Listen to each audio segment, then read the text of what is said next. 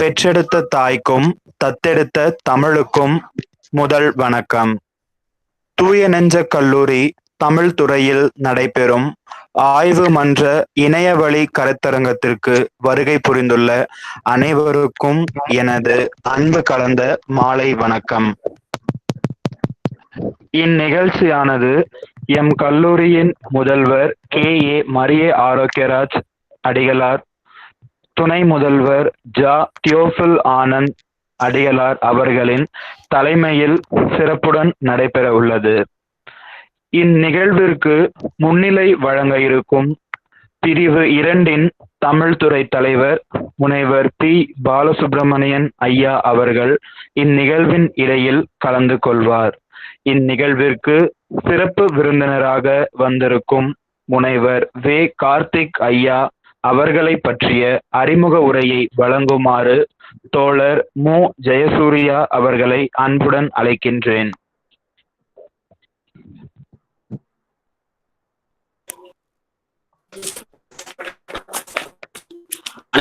வணக்கம்.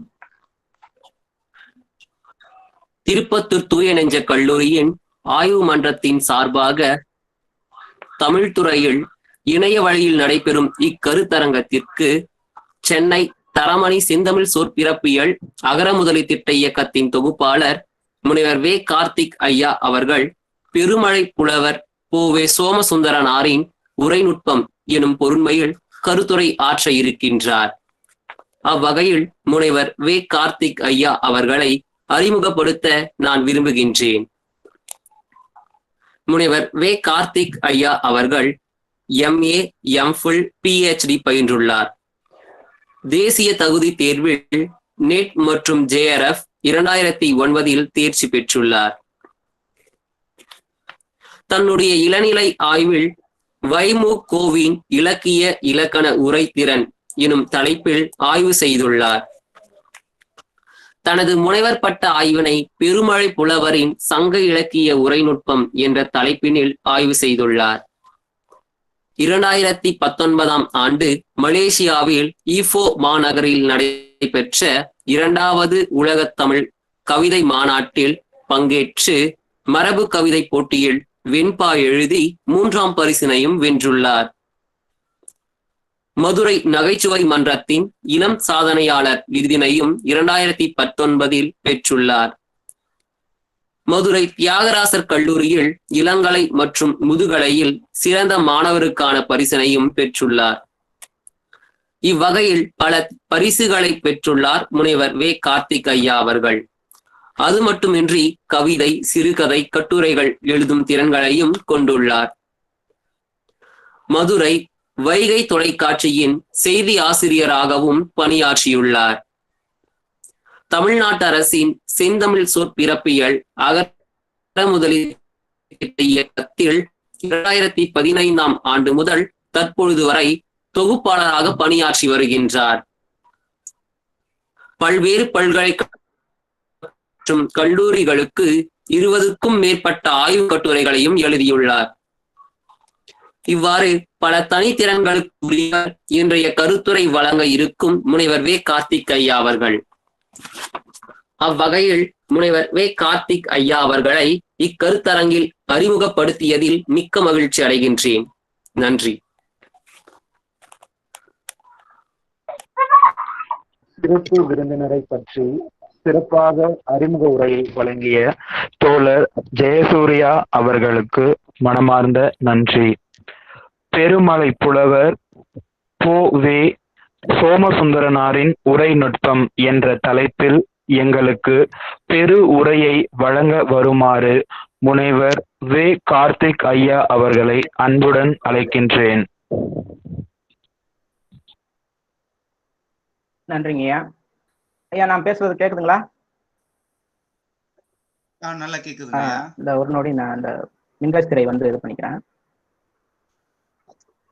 சரிங்க. ஒரு பாலையே இடையில வந்து பாருங்க. அவரு கொஞ்சம் வெளியில இருக்காருன்னா அவர் இடையில வந்துடுறேன் அப்படின்னு சொல்லிட்டாரு. நீங்க நிகழ்ச்சியை தொடங்கிக்கலாங்க. ஐயா, இது அந்த மின்காஸ் திரை உங்களுக்கு தெரியுங்களா? நீங்க பேசலாங்க. ஐயா, பேசுற மாதிரி ஒரு 40 நிமிடங்கள் பேசுற மாதிரி. சரிங்க. சரி. தயாராகிங்க. சரி. சரிங்க, நம்ம ஒரு 10 நிமிஷம் விவாதம் எடுத்துக்கலாம். கண்டிப்பாங்க, கண்டிப்பா. நான் போட்டிருக்கேன். அந்த நேரத்துக்குள்ள இப்ப மணி 6:15ங்களா? எடுத்துங்க, பிரச்சனை இல்லை. கூட சரி, போனாலும் சரி. பிரச்சனை இல்லை, ஒன்றும் பிரச்சனை இல்ல இல்லை. நான் அந்த நேரம் வந்து எனக்கு சொல்லிருங்க, நான் இது பண்ணிக்கிறேன். அப்புறம் ஏன்னா நம்ம சொல்ற அளவுக்கு சொல்லிட்டு அப்புறம் கேள்வி பதில நம்ம நிறைய சொல்லிக்கலாம். அதுக்கு தான் அந்த அந்த அந்த ஆமா, நேரம் ஆமா, வரும்போது எனக்கு அதுதான் சொல்லிருங்க. நான் அதுக்கு மேலன்னா நம்ம கேள்வி பதில வச்சுக்கலாங்க. கண்டிப்பா. சரி, சரிங்க, சரி. சரிங்க. ஐயா, இந்த இது காட்சி தெரியும், மின்காட்சி தெரியுதுங்களா ஐயா? ஸ்கிரீன் உங்களுக்கு ஷேர் ஆகலன்னு நினைக்கிறேன். இந்த ஒரு நொடி நான் திருப்பி இது பண்றேன். தெரியுது ஐயா. ஐயா தெரியுது தெரியுது ஐயா. ஐயா. தெரியுதுங்களா? தெரியுதுங்க ஐயா. சரிங்க, சரிங்க.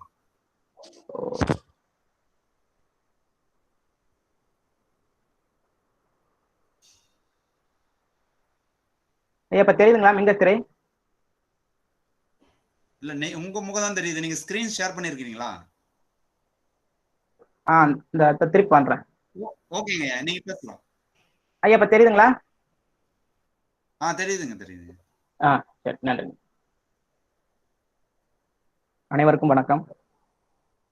உலகலாம் உணர்ந்தோதற்கரியவன் நிலவுலாவிய நீர்மலி வேணியன் அழகிற் சோதியன் அம்பலத்தருவன் மலைச்சிலம்படி வாழ்த்தி வணங்குவோம். உலகம் யாவையும் மண்வைற்று அடைக்கிய மாயின தன்வைற்று அடைக்கிய தவத்தினால் என்ற கடவுள் அடிகளை சொல்லி கடவுள் அடிகளை சொல்லி கடவுளை வணங்கி ஹலோ ஐயா, ஹலோ ஹலோ ஐயா பேசுங்க, கேக்குது ஐயா. எனக்கு இங்க ஒரு இது இல்ல, கேட்கல. கேக்குதுங்களா? நான் பேசுறது கேக்குதுங்களா? கேக்குது ஐயா, பேசுங்க ஐயா. கேக்குதுங்க. சரிங்க, சரிங்க. கடவுளை வணங்கி இருந்தமிழே உன்னால் இருந்தேன் இமையோர் விருந்தமிழ்தம் என்றாலும் வேண்டேன் என்ற தமிழனையும் வணங்கி, கற்றோர் அவையில் என்னை கரை சேர்த்த என் பெற்றோர்களையும் வணங்கி, என் நலவாழ்வில் நாட்டம் கொண்ட என் நட்புகளையும் வணங்கி இந்த என் உரையை தொடங்குகிறேன். திருப்பத்தூர் தூய நெஞ்ச கல்லூரி ஆய்வு மன்ற நடத்தும் இணையவழி கருத்தரங்கில் தலைமையேற்று சிறப்பிக்கின்ற கூடுதல் முதல்வர் முனைவர் மரிய ஆரோக்கியராஜ் ஐயா அவர்களுக்கும், துணை முதல்வர் முனைவர் தியோபில் ஆனந்த் அவர்களுக்கும், தமிழ்துறை தலைவர் முன்னிலை வைக்கின்ற தமிழ்துறை தலைவர் அண்ணன் முனைவர் பி பாலசுப்ரமணியன் அவர்களுக்கும், நிகழ்ச்சிகளை ஒருங்கிணைத்து நடத்துகின்ற ஆய்வு மன்ற தலைவர் முனைவர் சந்திரன் ஐயா அவர்களுக்கும், என்னை பற்றிய அறிமுக உரை நல்கிய ஜெயசூர்யா அவர்களுக்கும், நிகழ்ச்சியை தொகுத்து வழங்குகின்ற ஜாபர் அவர்களுக்கும், நிறைவில் நன்றியுரை நவல இருக்கின்ற பூவழி அவர்களுக்கும், மற்றும் இந்த இணையவழி கருத்தரங்கில் பங்கேற்று சிறப்பிக்கின்ற தமிழ் அறிஞர்கள், தமிழ் ஆய்வாளர்கள், தமிழ் அறிஞர்கள் எல்லாரும் அனைவருக்கும் என்னுடைய இதற்கண் வணக்கத்தை தெரிவித்துக் கொள்கிறேன். இந்த உரையை நான் எப்படி அமைச்சிருக்கேன்னா, நம்ம உரை பத்தி ஆய்வு பண்ற மாணவர்களுக்கு, ஏன்னா என்னுடைய முனைவர் பட்ட ஆய்வேடும் இளநிலை ஆய்வும் இரண்டுமே உரைப்பட்டு தான். இளநிலை ஆய்வு வந்து தம்பி இவர் சொன்ன மாதிரி வெள்ளி பாரதத்தில் வைமுகோனா வைமு கோபாலகிருஷ்ணமாச்சாரியா, வைமுகோவின் இலக்கிய இலக்கண உரைத்திறன். முனைவர் பட்டம் வந்து பெருமலை புலவர் கோவை சோமசுந்தரனாரின் சங்க இலக்கிய உரைநுட்பம். இந்த ரெண்டுமே நான் உரை பத்தி தான் பண்ணேன். அது மாதிரி என்னை மாதிரி இனி வருங்காலங்களில் உரை பற்றிய ஆய்வு மேற்கொள்ளக்கூடிய மாணவர்களுக்கு எந்த வகையில் வழிகாட்டியாக அமையலாம் என்ற ஒரு நோக்கத்தில் தான் என்னுடைய இந்த உரையை அமைத்துக் கொள்கிறேன். உரையை பற்றி உரை தொடர்பாக ஆய்வு மேற்கொள்ள வேண்டியவர்கள் வந்து முதல்ல கவனிக்க வேண்டியது என்னன்னா, முதல்ல நம்ம எதை பத்தி, எந்த உரையை பத்தி, யாருடைய உரையை பத்தி எடுக்க போறோமோ அதுக்கு ஒரு எல்லை வகுத்துக்கிற வேண்டும். எல்லை வகுத்துக்கிறேன்னா, இப்ப நான் வந்து சங்க இலக்கிய என்னுடைய பட்டறிவுல இருந்து நான் சொல்றேன், சங்க இலக்கிய உரைநுட்பம் நான் தலைப்பு கொடுத்துட்டேன். ஆனா நான் எல்லாமே 8 தொகை 10 பாட்டு முழுவதும் எடுக்கலாம் என்று நினைத்திருந்த போது, நான் அதுக்கப்புறம் உள்ள படித்து குறிப்பெடுத்து எடுத்து வைத்துக் கொள்ளும் போது நிறைய பேராசிரியர்களை போய் சந்திக்கின்ற போது, இது பறந்துபட்ட எல்லை பரப்பா இருக்கப்பா, இவ்வளவும் செய்ய முடியாதுன்னு சொன்னாங்க. அதுக்கப்புறம் நான் என்ன செஞ்சுட்டேன்னா, சங்க இலக்கிய உரைநுட்பம் போட்டுட்டு எல்லையில வந்து அக இலக்கியம் மட்டும் நான் எடுத்துக்கிட்டேன். இதை எதுக்கு நான் சொல்ல வரேன்னா, உரையை பத்தி ஆய்வு செய்ய போற மாணவர்கள் முதலில் யாருடைய உரை எடுக்கிறோம்னு நினைச்சிட்டோமோ அவங்களுடைய எந்த உரையை பத்தி எடுக்கிறோமோ அதுல எல்லை பரப்பு வந்து குறைவான எல்லை பரப்பு கொண்டுகிட்டா நம்ம அதுல நிறைய தரவுகள் சேகரிச்சு ஒரு பொருண்மை குறித்த நிறைய பறந்துபட்ட பார்வைகளை அதுல பதிவு செய்ய முடியும். அது முதல்ல நீங்க நினைவுல வச்சுக்கணும். ரெண்டாவது என்னன்னா, நம்ம இப்ப நான் பெருமுறை புலவர் பத்தி எழுதிருக்கேன்னா, பெருமுறை புலவர் எல்லா இடங்களையும் அவரை அவர் செஞ்சதுதான் சரி, அவர் உரை சொல்வதுதான் சரி, மற்றவர் உரை சொல்வது தவறு என்பதாக பதிவு செய்யக்கூடாது. ஒரு உரை பற்றிய ஆய்வாளன் ஒரு நடுநிலையான திறனாய்வாளன் போலே செயல்படணும். நம்ம ஆய்வுக்கு எடுத்துக்கொள்ளப்பட்ட அந்த உரையாசிரியர் சில இடங்களில் நெருடலாகவோ இல்ல தவறுதலாகவோ இல்ல பிழையாகவோ சொன்னாலும் அதையும் நாம் ஆய்வில் சுட்டிக்காட்ட தவறக்கூடாது. அப்புறம் நம்ம உரையாசிரியர்களை பத்தி நம்ம எடுக்கும் போது அந்த உரையாசிரியர் சொன்ன கருத்தை சொல்லுவது என்பது இவர் இப்படி சொல்லியிருக்கிறார் என்பதாக மட்டுமே நாம் பதிவு செய்யக்கூடாது. இவரை காட்டிலும் இவர் சிறப்பாக செய்திருக்கிறார். நான் எடுத்துக்கொண்ட உரையாசிரியர் ஒரு உதாரணத்துக்கு சொல்கிறேன், நச்சினார்க்கு நேரை விட சில இடங்களில் கோவை சோமசுந்தரனார் சிறப்பாக உரை செய்திருக்கிறார் என்று நான் சொன்னால் அதற்கான காரண காரியங்களையும் அதற்கு பொருத்தமான சான்றுகளையும் நமக்கு அடுத்தடுத்த இடங்களில் நாம் தொடர்ந்து சொல்லிக்கொண்டே வர வேண்டும். நான் அடுத்தடுத்து போற போது நான் உங்களுக்கு சொல்றேன். முக்கியமா உரை பற்றியான ஆய்வு என்பது ஒப்பீட்டு ஆய்வாக கண்டிப்பா இருக்க வேண்டும். விளக்கமுறை திறனாய்வு இருக்க வேண்டும். உரை பற்றிய ஆய்வில் விளக்கமுறை திறனாய்வு, இவர் இப்படி எல்லாம் செய்திருக்கிறார், இந்த உரையை இப்படிலாம் கொண்டு சென்றிருக்கிறார் என்று விளக்கமுறை திறனாய்வு இருக்க வேண்டும். அது போக பகுப்பு முறை, தொகுத்தல் பகுத்தல் முறை திறனாய்வு கண்டிப்பாக இருக்க வேண்டும். மிக முக்கியமாக மிக மிக மிக முக்கியமாக இருக்க வேண்டியது உரை பற்றிய ஆய்வுனா, கண்டிப்பா நீங்க பல்வேறு உரையாசிரியர்களோடு ஒப்பிட்டு தான் எடுத்துக்கொண்ட உரையாசிரியர் இந்த வகையில் இவர்களிடம் வேறுபடுகிறார், இந்த வகையில் இந்த இருந்து சிறப்பாக சொல்லுகிறார் என்று நிறுவுவதற்காக கண்டிப்பா உரையாசிரியர்கள் உரை பற்றி ஆய்வு மேற்கொள்ளும் மாணவர்கள் ஒப்பீட்டு முறை திறனாய்வு செய்தே ஆக வேண்டும் எல்லா இடங்களிலும். என்னுடைய இவர் தான் பெருமலை புலவர் கோவை சோமசுந்தரனார். இவர் பிறப்பு பார்த்தீங்கன்னா 1909 1972. இவருடைய வாழ்க்கை வரலாறு நான் பின்னாடி அந்த சிலையில நான் வரும்போது சொல்றேன். இவரை பத்தி தான் நான் ஆய்வு மேற்கொண்டேன். இப்ப இன்னொன்னு, உரை பத்தி ஆய்வு செய்வ மாணவர்கள் அவர்கள் வாழுங்காலத்தில் இருப்பவர்களாக இருந்தால் அவர்களை நேரில் சென்று நேர்காணல் செய்து அதை பின்னிணைப்பாக இணைக்க வேண்டும். அவர் தொடர்பான மற்ற செய்திகள், மற்ற கட்டுரைகள், பிற இணையதளத்திலிருந்து எடுத்த தகவல்கள் இவற்றை எல்லாம் பின்னிணைத்து சேர்க்க வேண்டும். சரிங்களா? இப்ப உரை பற்றிய ஒரு பார்க்கலாம். உரைகள்ங்கிறது உரைகளாகவும் பயன்படுகிறது என்பது. சரி, உரை எதற்கு தோன்றியிருக்க வேண்டும்?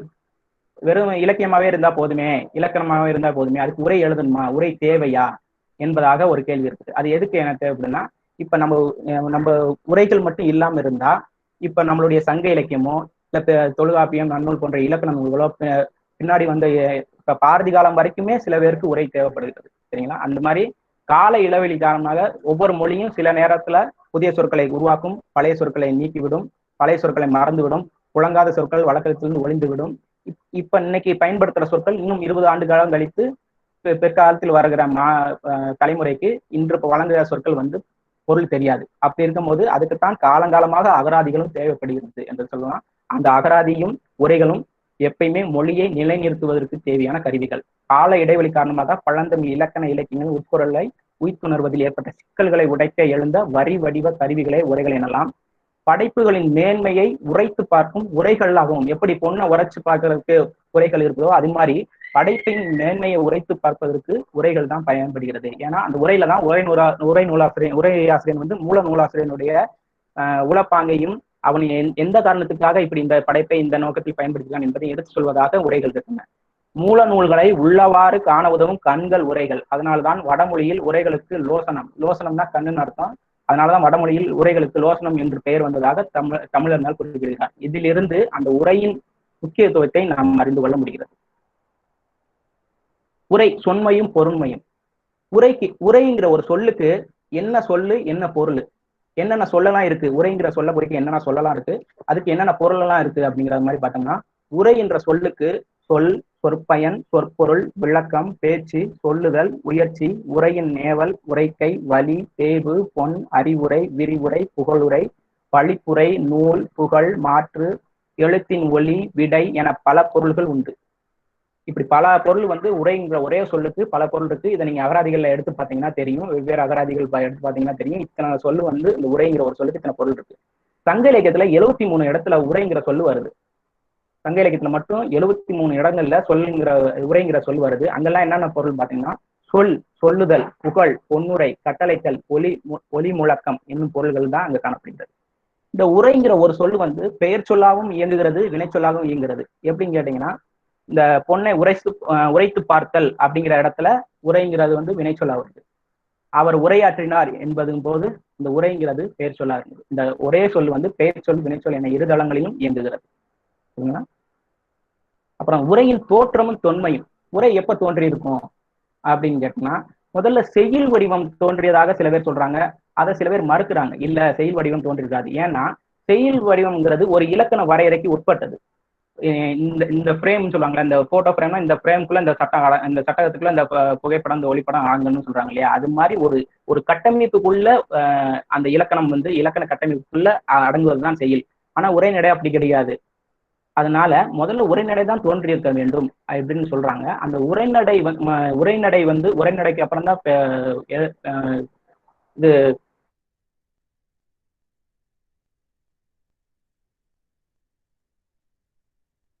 அமைத்தவர்கள் இந்த உரையாசிரியர்கள் என்று சொல்கிறார் ஆமு பரமசிவானந்தம். சரிங்களா? உள் நின்ற அகன்ற உரையோடு புணர்ந்து என்று தொல்காப்பியத்துல செய்யுள் அதிகாரம் இளம்புறனம் 100/153 வருகிறது.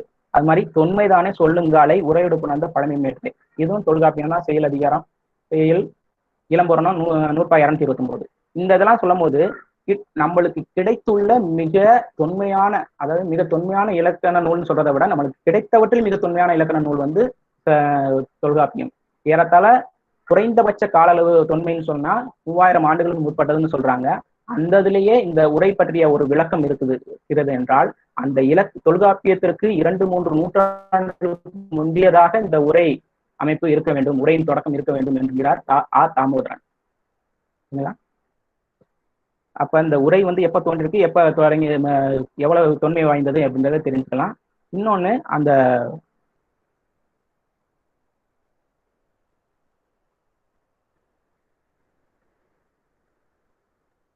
உரை வகையும் வளர்ச்சியும்.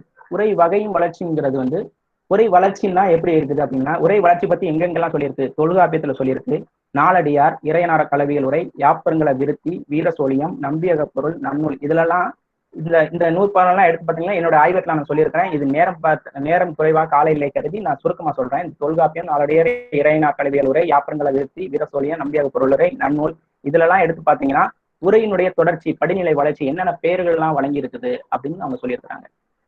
அது மாதிரி தொடக்கத்துல வந்து காண்டி உரையும் விருத்தி உரையும் தான். இதுல வந்து பல்வேறு வகைகள் இருக்கலாம். அதாவது அபிதான சிந்தாமணி சொல்லுது, பாட உரை, கருத்துரை, சொல் வகை உரை, பத உரை, தொகுத்துரை, விரிவுரை, விசேட உரை, இந்த மாதிரி ஒரு 14 வகை சொல்லுது அபிதான சிந்தாமணி. அதுல முக்கியமானது 2 என்னன்னு பாத்தீங்கன்னா, எல்லா நூலும் சொல்றது காண்டி உரையும் விருத்தி உரையும் தான். சரிங்களா? தொடக்கத்துல வந்து உரை வளர்ச்சி பெறும் போது தொடக்கத்துல தோன்றது வந்து குறிப்புரை தான். குறிப்புரைனா மிக சின்ன குறிய அளவுல ஒரு வரியில 2 வரிகள்ல அந்த பாடலுக்கான பொருளை சொல்லிட்டு போவாங்க. முக்கியமா அறிஞர் பொருள் அந்த மாதிரி சொல்லிட்டு போவாங்க. அந்த குறிப்புரை தான் முதலில் தோன்றுச்சு. பின்னர் தான் உரைக்கு உரை எழுதுதல், பொழிப்புரை எழுதுதல், விளக்க உரை எழுதுதல், விரிவுரை எழுதுதல், விசேட உரை எழுதுதல், இந்த மாதிரி பல உரைகள் தோன்றி வளர்ந்தன.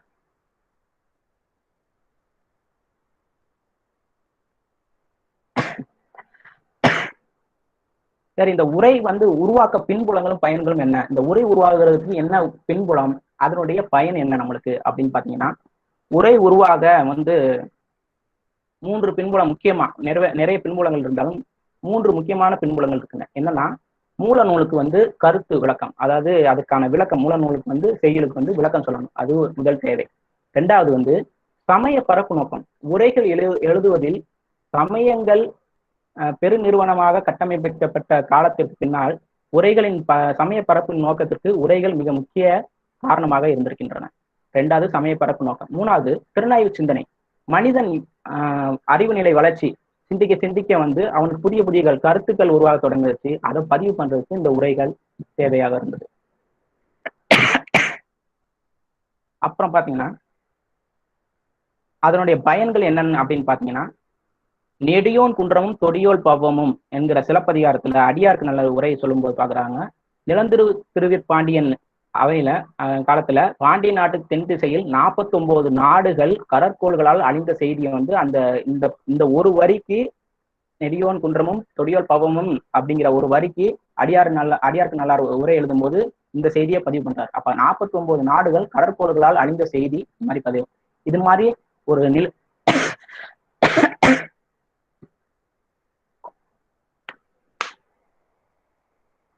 இது மாதிரியான அரிய செய்திகளையும் நம்ம உரைகளால அறிய முடிகிறது. இன்னும் அதே மாதிரி சிலப்பதிகாரத்துல அடியார்க்கு உரை சொல்லும் போது மறைந்த இசைத்தமிழ் நூல்கள், அது மாதிரி மறைந்த நாடகத்தமிழ் நூல்கள், பெருநாரை பெருங்குரு இது வந்து இசைத்தமிழ் நூல், பரதம் அகத்தியம் இது வந்து நாடகத்தமிழ், இது மாதிரி நிறைய நூல்கள் அழிந்துபட்ட நூல்கள் வந்து உரையில வந்து நம்ம பதிவு செய்யறத பார்க்க முடியுது.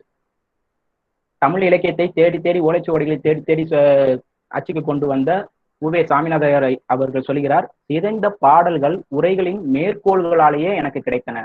நிறைய பாடல்கள் எனக்கு ஏட்டுச்சுவடியில கிடைக்கல, அதை வந்து வேறு சில உரைகளுடைய மேற்கோள்ல வந்து உரையாத்திற்கு குறிச்சதுனால நான் இதுதான் இருக்கும், விட்டு போன அடிகளும் சில இடங்கள்ல விட்டு போன அடிகளும் கிடைச்சிருக்கு, சில இடங்கள்ல முழு பாடல்களும் கிடைச்சிருக்கு அப்படின்னு அவர் சொல்றாரு. இதுல இருந்து அந்த உருவாக்க பின்புலமும் பயன்களையும் நாம் தெரிந்து கொள்ளலாம். அப்புறம் மொழி காப்பில் உரையாசிரியர்களின் பங்கு என்ன அப்படின்னு பாத்தீங்கன்னா, கல்விமை தேசிய விநாயகம் பிள்ளை சொல்கிறார், கண்ணை கெடுப்பர் கவிராயர் அக்கண்ணை எண்ணி உரைகாரர் ஈவாரே அப்படின்னு சொல்லி கொடுக்கிறவன் நல்லவனா கெடுக்கிறவன் நல்லவனான்னு கேட்டு அந்த அடிய முடியும்.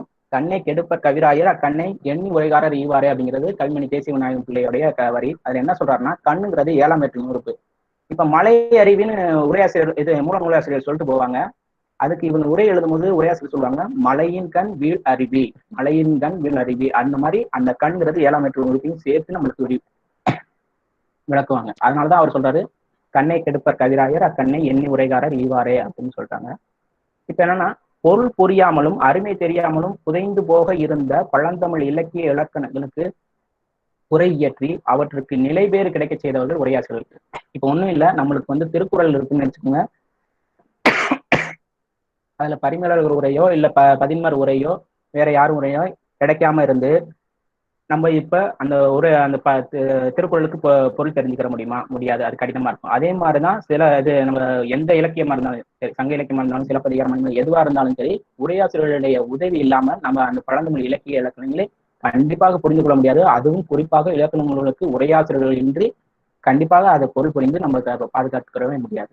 சரிங்களா? நம்ம தமிழ் இலக்கிய தமிழ் மொழிக்கு பெருமை சேர்க்கின்ற இலக்கண இலக்கியங்களுக்கு அதை காலத்தால் அழிந்துபடாமல் அடுத்த அடுத்தடுத்த தலைமுறைக்கு கடத்தி வந்த பெருமை உரையாசிரியர்களையே சாரும்.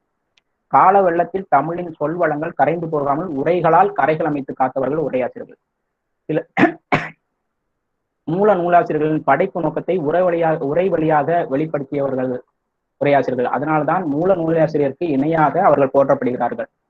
இளம்பூரணம், பேராசிரியம் இந்த மாதிரியான சொற்கள் வந்து தொல்காப்பியர் கூட சொல்லாம அதுக்கு உரை எழுதிய இளம்பூரணம், பேராசிரியம், நச்சிரார்க்கினியம் அப்படின்னு சொல்ற வழி இதுல இருந்து அந்த உரையாசிரியருடைய பெருமையையும் முக்கியத்துவத்தையும் நம்ம வந்து கொள்ள முடியும். சரி, இத்தனை சிறப்பு வாய்ந்த உரையாசிரியர்கள் இருக்கும் போது அந்த உரையாசிரியர்கள் மீதான எதிர்மறை விமர்சனங்கள் இல்லாம இருக்குதா அப்படின்னு கேட்டா கண்டிப்பா இருக்குது. என்னுடைய ஆய்வு 2 இளநிலை ஆய்வு, முனைவரப்பட்ட ஆய்வு இரண்டுக்குமே நான் அந்த தலைப்பு உரையாசிரியர் பத்தி எடுக்கும்போது உரையாசிரியர் பத்தி எதுக்கு என்ன ஆய்வு பண்ண போறீங்க, உரையாசிரியர்கள் பத்தியான உரைகள் பத்தியான இதுல நீங்க என்ன புதுசா சொல்லிட முடியும், இந்த கேள்விதான் எனக்கு அதிகமா இருந்தது. அப்படி இருக்கும்போது இந்த உரையாசிரியர்கள் மீதான எதிர்மறை விமர்சனங்கள் இல்லாம இருக்குமான்னு கேட்டா கண்டிப்பா இருக்கும். அவங்க உரையாசிரியர்கள் மீது பல்வேறு விமர்சனங்கள் வைக்கப்பட்டாலும் மிக முக்கியமாக வைக்கப்படுகின்ற 2 அப்படி என்னன்னா, சமய சார்புடன் ஒருதலை பட்சமாக உரை செய்யறாங்க அப்படின்னு சொல்றாங்க. 1, இப்ப வைணவம் சார்ந்தவங்கன்னா வைணவ சமயத்தை மிக உயர்வாக சொல்லியும் மற்ற மதங்களை குறைவா சொல்லியும் அப்படிங்கிற மாதிரியான உரை வரைகிறாங்க அப்படின்னு சொல்றாங்க. அது 1 முதல். தங்கள் கருத்தை நிறுவுவதற்காக பிழையான பொருள்களை குழப்பத்தை விளைவிக்கிறார்கள் விளைவித்தல்ங்கிறது அவர் உரையாசிரியர் மீது வைக்கப்படுகின்ற 2வது மிக முக்கியமான ஒரு எதிர்மறை விமர்சனம். இந்த சமய சார்புக்கு ஒருதலை பட்சமாக உரை வருதல்ங்கிறத நான் முதல்ல சொல்லிடுறேன். அதாவது நான் முன்னாடியே ஏற்கனவே சொன்னேன், சமயங்கள் நிறுவனமாக கட்டமைக்கப்பட்ட பிற்காலத்தில் அந்த சமயத்தை மக்களிடம் கொண்டு சேர்ப்பதற்கு, சமய கருத்துக்களை மக்களிடம் கொண்டு சேர்ப்பதற்கு உரைகளும் உரைநடையும் மிக முக்கியமாக பயன்பட்டன. அதைத்தான் கிறிஸ்தவ பாதிரியார்களும் மற்ற எல்லா சமயத்தவர்களும் அதை உரையையும் உரைநடையும் ஒரு கருவியாக பயன்படுத்தினார்கள். இப்ப நான் வாழ்ந்த காலத்தில் நான் ஒரு படைப்பு உருவாக்குகிறேன் என்றால் என்னுடைய படைப்பில் என் சமகாலத்திய உணர்வுகளும் என்னுடைய உணர்வுகளும் கட்டாயம் பிரதிபலிக்கத்தான் செய்யும். அதனால சமயம் நிறுவனமாக்கப்பட்ட ஒரு காலகட்டத்தில் சமய சார்பில்லாமல் உரை வரைவது என்பது இயலாத காரணம். இன்னொன்னு, இதுல சமய சார்பான ஒருதலை பட்சமாக உரை வருதலை ஏற்றுக்கிறீங்களா அப்படின்னு கேட்டா கிடையாது. அது எப்படின்னா, இப்ப நான் சைவ சமயம் சார்ந்த ஒரு மூல நூலுக்கு உரை வரைகிறேன் என்றால் அந்த சமயம் சார்ந்த ஒரு கருத்துக்களை நான் அதில் பதிவு செய்வது தவறு கிடையாது. அதே மாதிரி வைணவம் சார்ந்த நான் ஒரு நூலுக்கு நான் உரை வரைகிறேன் என்றால் அந்த வைணவம் சார்ந்த கருத்துக்களை நான் அதில் பதிவு செய்வது தவறு கிடையாது. ஆனால் என்ன ஒரு வேறுபாடு என்றால், சைவம் சமயம்தான் உயர்ந்தது என்று சைவ சமய நூலில் சைவ சமயம்தான் உயர்ந்தது என்று பதிவிட்டு மற்ற சமயங்கள் தாழ்ந்தவை என்பது ஆன கருத்துக்களை பதிவு செய்வது தவறு. அதே மாதிரி வைணவம் சார்ந்த ஒரு நூலில் வைணவம் தான் உயர்ந்தது, மற்ற சமயங்கள் உயர்வானவை அல்ல என்று பதிவு செய்வது தவறானது.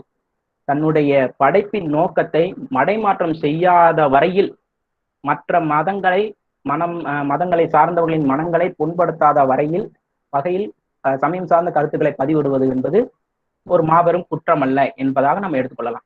இரண்டாவது, தங்கள் கருத்தை நிறுவுவதற்கு பிழையான பொருள் கூறி குழப்பம் விளைவிக்கிறார்கள் என்பது உரையாற்றலுடன் வைக்கின்ற மிகப்பெரிய எதிர்மறை விமர்சனம். அதுக்கு நான் என்ன காரணம் நான் என்னுடைய ஆய்வேட்டில் நான் சொல்லியிருக்கேன்னா, அதாவது தங்களுடைய கருத்தை நிறுவுவதற்காக பிழையான பொருள் கூறி சொல்றாங்க என்பதாக நம்ம எடுத்துக்கொள்ள வேண்டாம். இப்போ திருவள்ளுவர் நம்ம திருக்குறளை படைச்சிட்டு அந்த திருக்குறளுக்கு ஒவ்வொரு குறளுக்கும் அவரே விளக்கம் எழுதியிருந்தால், உரை எழுதியிருந்தால், இத்தனை உரை நூல்கள் பிற்காலத்தில் கிட்டத்தட்ட அதிகபட்சமா உரை எழுதுனது திருக்குறளுக்காக தான் இருக்கும். சரிங்களா? இப்ப வரைக்குமே. ஆக திருவள்ளுவரே அந்த திருக்குறளுக்கு உரை எழுதியிருந்தால் திருக்குறளுக்கு இவ்வளவு உரைகள் தோன்றியிருக்க முடியுமா? முதல் கேள்வி. இன்னொன்னு, ஒரு முதல் நூலாசிரியன் முதல் உரையாசிரியன் சொன்ன கருத்தை அப்படியே முற்று முழுவதுமாக 100% ஏற்றுக்கொண்டு விட்டால் அடுத்தடுத்த உரைகள் தோன்ற முடியுமா? வாய்ப்பே இல்லை. அதாவது மூல நூலாசிரியனே உரை எழுதினாலும் முதல் உரையாசிரியன் கருத்தை அடுத்தடுத்து வந்தவர்கள் அப்படியே ஏற்றுக்கொண்டாலும் அடுத்தடுத்த புதிய சிந்தனை களங்கள் புதிய உரைகள் பிறப்பதற்கு வாய்ப்பில்லாமல் போய்விடும்.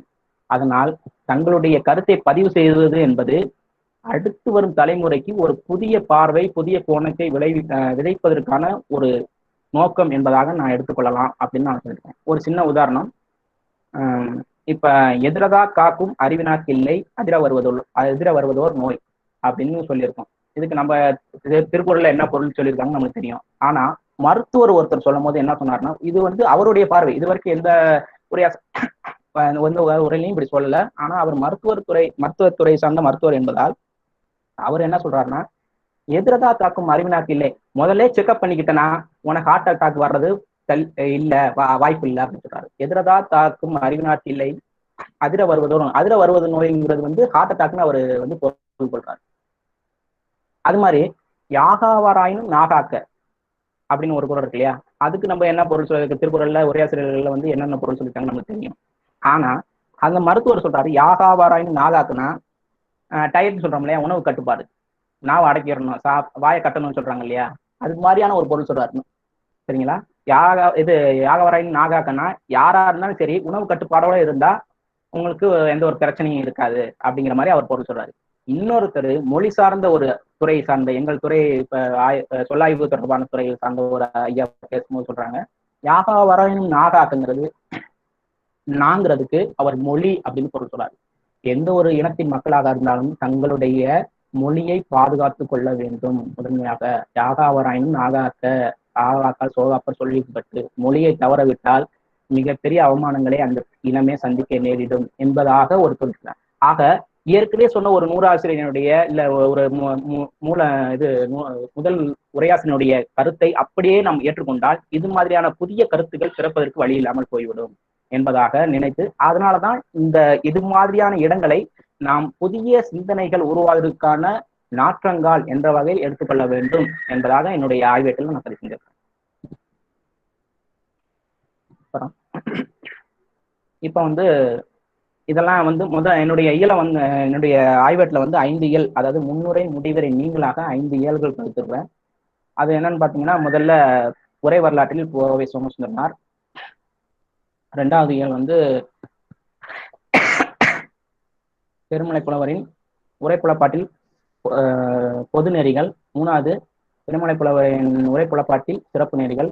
4வது வந்து பல்துறை புலமை. 5வது வந்து உள்ளுரை இறைச்சி விளக்கம் அப்படிங்கிறது மாதிரி 5 இது படிச்சிருக்கேன்.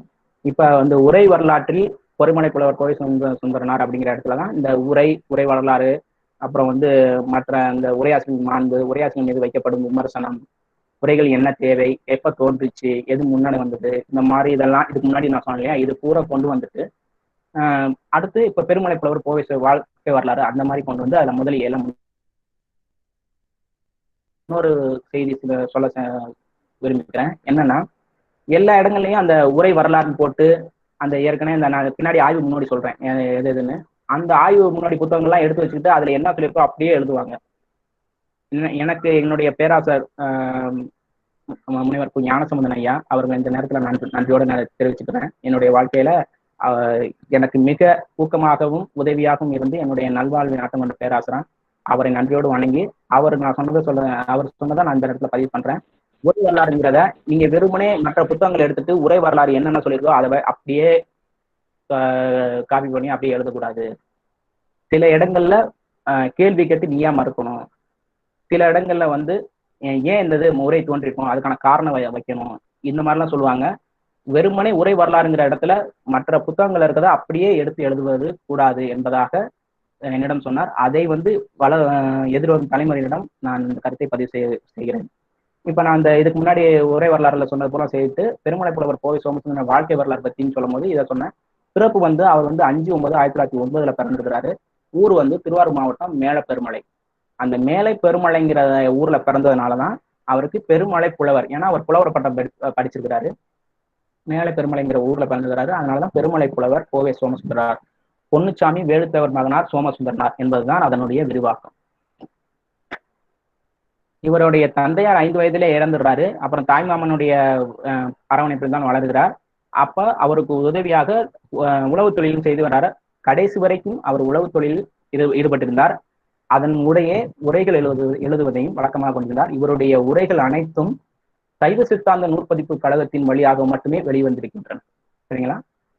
அந்த நேரத்துல வந்து மாணவர்களுக்கு பழைய உரையாசிரியர்கள் எல்லாம் படிச்சு பார்த்தீங்கன்னா தெரியும், மிக கடினமான நடையா இருக்கும். அதுக்கு அந்த செய்யலே பரவாயில்லைங்கிற மாதிரி தோணும் அந்த உரையாசிரியர்கள் எழுதுனா பார்த்தோன்னா. ஏன்னா அவங்களுக்கு ஒரு 4 அடி கொண்ட செய்யலுக்கு எழுதும் போது ஒரு 4 பக்கத்துக்கு உரை எழுதிப்பாங்க. அதுக்கு இந்த 4 அடியே நம்ம மனப்பாடம் பண்ணிடலாமே அப்படிங்கிற மாதிரி தோன்றும், கடினமா இருக்கும். அப்படி இருக்கும்போது இந்த கல்லூரி மாணவர்களுக்கு அதை எளிமைப்படுத்தி கொடுக்க வேண்டும். அதே நேரத்தில் பழைய உரையாசிரியர்களிருந்து முற்றிலும் மாறுபட்ட பாதையில் பயணிக்க கூடாது. தமிழ் மரபு சார்ந்து இருக்க வேண்டும். மறுப்பதாக இருந்தால் அந்த ஏற்கனவே இருக்கிற முந்தைய பழைய உரையாசிரியர்களை மறுப்பதாக இருந்தால் உரிய காரண காரியத்தோடு அதற்கு காரண காரியம் பதிவிட வேண்டும் என்பதாக இந்த வழிகளையும் இந்த மரபுகளையும் அடியொற்றி இவர் உரை எழுதுகிறார். இவருடைய உரைகள் எல்லாம் சைவ சித்தாந்த நூற்பதிப்பு கழகத்தின் வழியாக மட்டும் வெளிவந்திருக்கின்றன. அப்புறம் வந்து பாத்தீங்கன்னா கல்வி பார்த்தீங்கன்னா இவருடைய திண்ணை பள்ளிக்கூடத்துல படிக்கும் போது குறைந்த வயதிலே சிறு வயதிலேயே கவிதைகளை எழுதி சர்க்கரை புலவருங்கிறவர்கிட்ட ஒருத்தர் காட்டுறாரு. அவர் இவருடைய கவிதை திறத்தெல்லாம் பார்த்துட்டு நீ போய் அண்ணாமலை பல்கலைக்கழகத்துல படிச்சா என்ன அப்படின்னு சொல்லி அங்க இவரை சேர்த்துக் கொள்ளும்படி கேட்டுக்கொள்கிறேங்கிற மாதிரி ஒரு பரிந்துரை கடிதம் கொடுக்குறாரு. அந்த பரிந்துரை கடிதத்தை வச்சுக்கிட்டு இவர் போய் அண்ணாமலை பல்கலைக்கழகத்துல தமிழ் புலவர் வகுப்புல சேர்றாரு. இவருக்கு வந்து தமிழ் கற்பித்த சான்றோர்ல மிக முக்கியமானவர்கள் வந்து சோழவந்தான் கந்தசாமி, விபுலானந்த அடிகள், பண்டிதமணி மு கதிரேசன் செட்டியார். இவங்க எல்லாம் முக்கியமா குறிப்பிடத்தக்கவங்க. இவர் பண்டிதமணி மு கதிரேசன் செட்டியார் தான் படிக்கும் போது பண்டிதமணி மு கதிரேசன் செட்டியார் திருவாசக உரை எழுதுறாரு. அந்த உரை பணிக்கு இவர் வந்து உதவியாக இருக்கிறாரு. அதுக்கு பண்டிதமணி மு கதிரேசன் செட்டியார் இவருக்கு மாதத்துக்கு 40 ரூபாய் உதவித்தொகை சம்பளம் மாதிரி கொடுக்குறாரு. இந்த அனுபவம், இந்த பட்டறிவு தான் பிற்காலத்தில் இவர் வந்து சங்க இலக்கிய நூல்கள் மற்ற நூல்கள் எழுதுவதற்கு ஒரு வாய்ப்பாகவும் ஏந்தாகவும் உந்து சக்தியாகவும் இருக்கிறது என்பது நம்ம பதிவு செய்யலாம். அப்புறம் வந்து இவர் கடைசியில 3/1/1972 63வது அகவையில தன்னுடைய இயற்கையை எழுதுகிறார். பெருமலை புலவரின் தமிழ் பணிகள் பார்த்தீங்கன்னா சங்க இலக்கியத்துக்கு என்னென்ன உரை எழுதுகிறார் அப்படின்னு கேட்டா புறநானூறு 10 தவிர்த்த மற்ற எல்லாத்துக்கும் அவர் உரை எழுதுகிறாரு.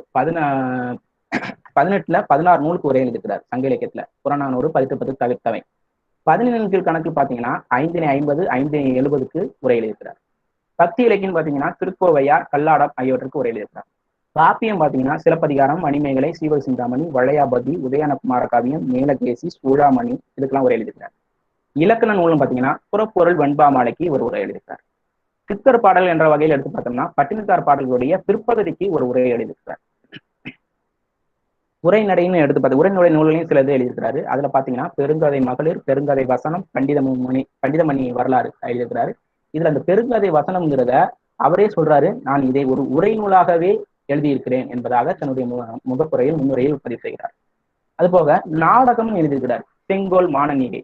இது தவிர்த்து இவர் வாழ்ந்த பகுதியில இந்த மேல பெருமழை இருக்கு இல்லையா, அந்த பகுதியில் வெள்ளம் வந்ததை நினைவு கூர்ந்து அதனால் மக்கள் பட்ட பாடுகளை நினைவு கூர்ந்து தனிப்பாடல் தனிப்பாடல்களாக சில கவிதைகள் எழுதியிருக்கார். அது வந்து தனிப்பாடல் திரட்டு என்ற பகுதியில வந்து காண கிடைக்கிறது. சரிங்களா? இந்த ஆய்வு முன்னோடிகளை நான் எதுக்கு இங்கெல்லாம் சுட்டி காட்டுறேன் அப்படின்னு கேட்டீங்கன்னா, இது வந்து அதாவது இப்ப நான் ஏற்கனவே சொன்ன மாதிரி இனி வருங்காலங்களில் உரை பற்றி ஆய்வு செய்யக்கூடிய மாணவர்களுக்கு இந்த தரவு ஏதேனும் ஒரு வகையில் பயனுள்ளதாக இருக்கும் என்ற நம்பிக்கையில் நான் இதை இங்கு பதிவு செய்கிறேன். என்னுடைய ஆய்வு முன்னோடியாக எடுத்துக்கிட்டது வந்து முக்கியமா மூவை அரவிந்தன். உரையாசிரியர்னு சொன்னாவே மூவை அரவிந்தன் தான் எடுத்து பார்க்கணும். அப்புறம் ரா மோகன், நா சொக்கலிங்கம் இணைந்து எழுதிய உரை மரபுகள். அப்புறம் சுந்தரமூர்த்தி எழுதிய பரிமேலக திருக்குறள் உரைத்திறன். சதீஷ் எழுதிய சங்க இலக்கிய உரைகள். மணி எழுதிய குறுந்தொகை உரைநெறிகள். ஆனந்தன் எழுதிய கலித்தொகை உரைத்திறன். சத்யபாமா எழுதிய 24,000 படி உரை ஒரு ஆய்வு. சாந்தி எழுதிய பெரிய வாச்சான் பிள்ளை உரைத்திறன். என்னுடைய இளநிலை ஆய்வான வில்லிபாரதத்தில் வைமுகோவின் இலக்கிய உரைத்திறன். இதெல்லாம் வச்சுக்கிட்டு தான், இதெல்லாம் ஒரு முன்னோடியா வச்சுக்கிட்டு தான் அதுல இருந்து நிறைய நம்ம ஒவ்வொருத்தங்களும் வெவ்வேறு மாதிரியான உட்தலைப்புகளில் அந்தந்த உரை சார்ந்த அந்த உரையாசிரியர்கள் சார்ந்த கருத்துக்களை பதிவு செய்வாங்க. இதெல்லாம் மொத்தமா படிச்சுட்டு நம்மளுக்கு ஏற்பாடு எதுவா இருக்கோ அப்படிங்கிறத மாதிரி நம்ம ஒரு வடிவமைப்பு, ஒரு கட்டமைப்பு வச்சுக்கிட்டு அதன் வழியாக நம்முடைய ஆய்வை முன்னெடுத்து செல்ல வேண்டும்.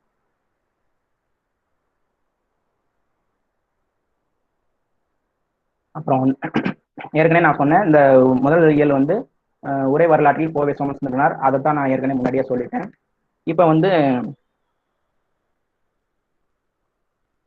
கோவை சோவின் உரை புலப்பாட்டின் பொது நெறிகள், இது வந்து ரெண்டாவது இயலுடைய தலைப்பு. அதுல என்னென்ன உட்தலைப்புல நான் பதிவு பண்ணியிருக்கேன், செய்திகளை பதிவு பண்ணியிருக்கேன்னா, திணை சுட்டல், துறையும் துறை விளக்கமும், கூற்றை குறித்தலும், புலவர் பெயர் புலப்படுத்தலும், தலைப்பை விளக்குதல், பத உரை பகிர்தல், திரண்ட பொருள் விளக்குதல், பத உரை பகிர்தல், திரண்ட பொருள் கூறுதல், பொழிப்புரை மொழிதல், அறிஞர் பொருள் கூறுதல், வினாவிடை விளக்க முறை, முன்பின் நோக்கி உரை வருதல், பழமொழிகளை கையாளுதல், மாற்று உரை ஏற்றலும் மறுத்தலும். திணை சுட்டல்னா ஒரு செயல் வந்து என்ன திணையை சார்ந்தது அப்படின்னு சொல்லிட்டு போறாங்க. நான் இப்ப நேரம் கடந்து போயிட்டு இருக்குங்கிறதுனால நான் முக்கியமான சில செய்திகள் மட்டும் சொல்லிடுறேன். அப்புறம் அந்த கேள்வி நேரத்துல உங்களுக்கு இதுல ஏதேனும் ஐயம் இருந்தால் என்னை கேளுங்க, நான் அது நான் சொல்லிடுறேன். துறை விளக்கம்னா, துறைனா இந்த செயல் என்ன துறையை சார்ந்தது, அந்த துறைக்கு என்ன விளக்கம் சொல்லிட்டு, அந்த துறை நான் ஒண்ணு சொல்றேன், பிரிவின் ஆற்றலாகிய தலைவி தோழிக்கு சொல்லியது துறை அப்படின்னு போட்டுருவாரு. சரிங்களா? அதுக்கு இந்த இலக்கண தொல்காப்பியத்திலிருந்தோ நன்னூல்ல இருந்தோ இந்த ஒரு விதியை எடுத்துக்காட்டி இந்த விதியின் இலக்கணத்தை பொருத்திக் கொள்ளுங்கிற மாதிரி அவர் சொல்லுவார். சரிங்களா? கூற்றை குறித்தலும் புலவர் பெயர் புலப்படுத்தலும்னா, கூற்றுனா இது வந்து தோழி கூற்றா, தலைவி கூற்றா, செவிலி கூற்றா, அந்த மாதிரி அவர் யார் கூற்றுங்கிறத பதிவு பண்றாரு. அது மாதிரி புலவர் பெயர்னா இது வந்து இது எந்த புலவருடைய பாடல் அப்படிங்கிற மாதிரிலாம் அவர் சொல்றாரு. முக்கியமா அந்த பதிற்றுப்பத்துலலாம் அந்த புலவர் பெயரோட இசை வகுத்தவர் பெயரையும் அவர் சொல்லி செல்கிறார். தலைப்பை விளக்குதல்னா, இப்ப கல்வன் 10 இருக்குங்களேன், கல்வன் 10னா இந்த வரும் 10 செயல்களிலும் கல்வன் என்ற சொல் இடம்பெறும் அப்படிங்கிற மாதிரி வச்சுட்டு, இதனால இது கல்வன் 10 அப்படிங்கிற மாதிரி அவர் சொல்லிட்டு போறார். இந்த மாதிரி தலைப்பை விளக்கம் ஒவ்வொரு இதுலையும் 500 நூறுலாம் பார்க்க முடிகிறது. பதவுரை பகர்தல்னா சொல்லுக்கு சொல் பொருள், ஒரு சொல்லு அது பொருள், அது சொல்லு ஒரு பொருள் அப்படி இருக்கும். இது எல்லா உரையாசிரியர்கள்ட்டையும் இருக்கும்.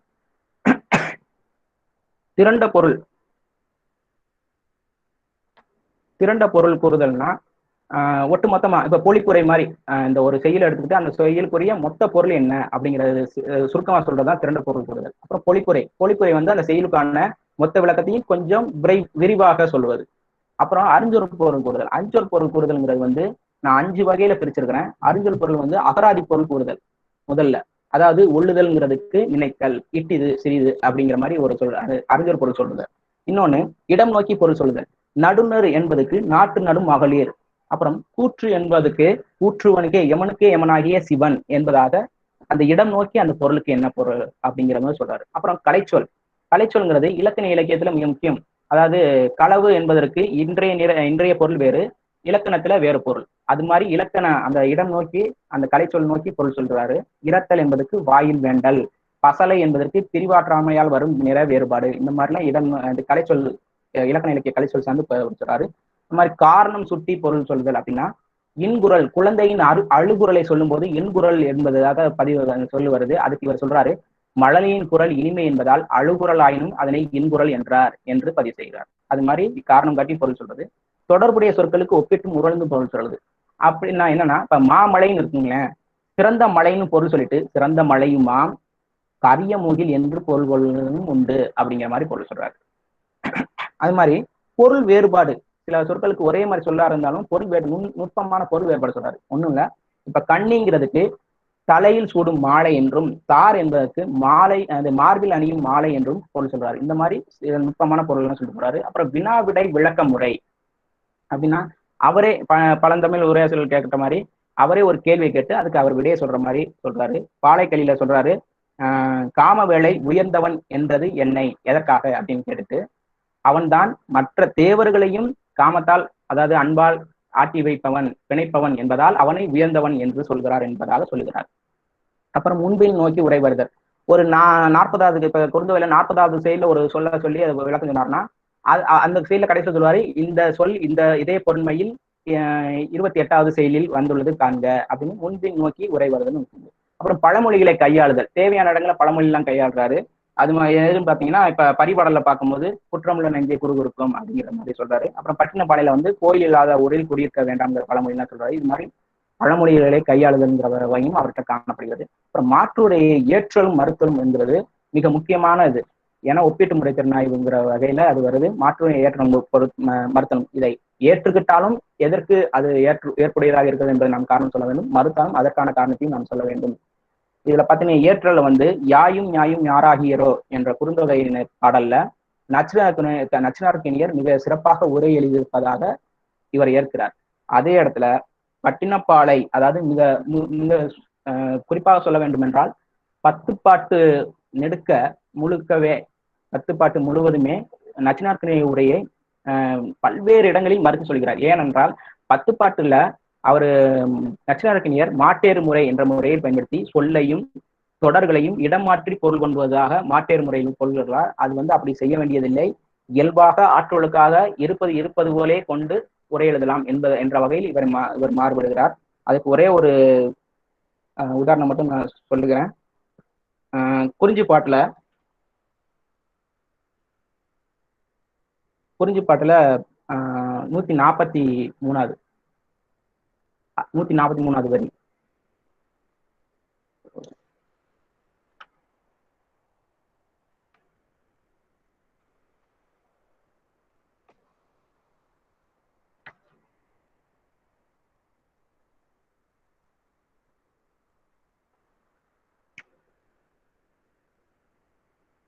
சொல்லே மாதலின் அல்லாந்து கலங்கி என்பது அந்த வரி. சொல்லே மாதலின் அல்லாந்து கலங்கி என்பது அந்த பொருள்.